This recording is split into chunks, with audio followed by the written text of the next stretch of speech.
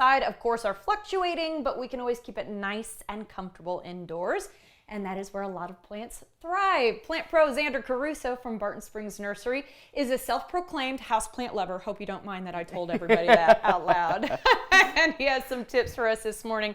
How many, Xander, do you think you have at the house? Honestly, I don't have many houseplants. The ones I do have, I love very much. Okay. Yes. My house has horrible lighting. That's why I don't have many. Okay. And lighting is actually the very first thing we're going to talk about. Yes. So what does it mean when we see maybe on a tag when we're considering plants? What highlight means and low light means? So basically, like highlight would be as if your room has tons of windows, how much light is actually coming through. You know, if it faces east and west, sunlight's going to come directly in rather than it going, directly over your house, something like that. I have horrible lighting, so I would consider my home low lighting. I don't have many windows. Not a lot of light gets through. The sun goes directly over my house. So that's really the first question we ask whenever anyone comes in the nursery looking for houseplants. Like, what are you working with, and what level of care are you willing to put into these plants as well? Genuine question, is there a medium light option? Yeah. A lot of these are like super, super flexible. Okay, cool. Yeah.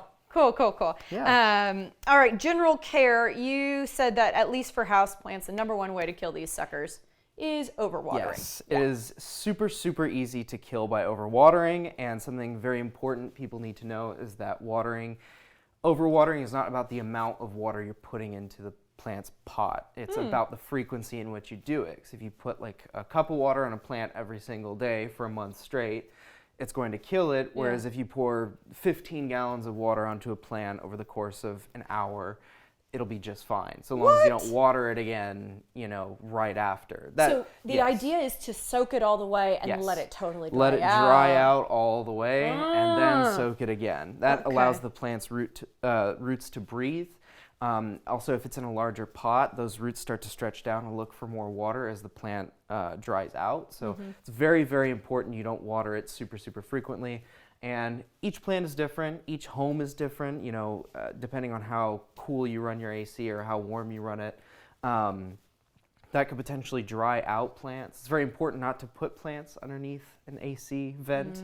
That'll do damage to the leaves, whether it's cool air or warm air coming out. Okay, good to know. And we want to make sure that they drain appropriately as well. Liquid fertilizer is something you suggest. Yeah, absolutely. So liquid fertilizers I like because the plant takes them up immediately, and if you let the plant dry out fully, it's going to be waiting for its next drink. So when you water with a fertilizer, liquid fertilizer, the plant's going to suck up all of that nice liquid fertilizer right away, and it's going to go directly into the growth. So something with a high nitrogen count, because most of these plants, we don't need them to bloom. In fact, they most likely won't bloom.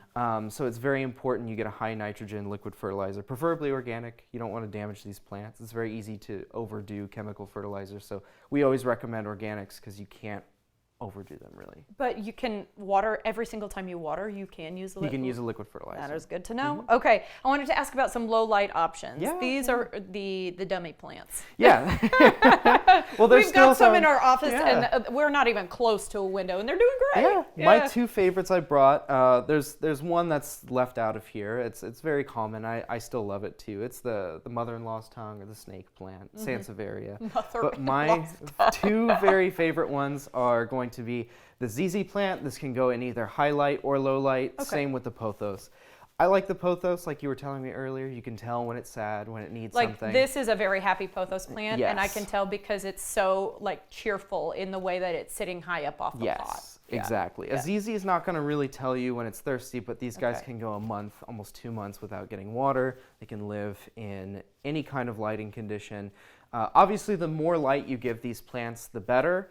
Our eyes, human beings' eyes, don't process light the same, so they adjust to the actual light inside, but plants don't.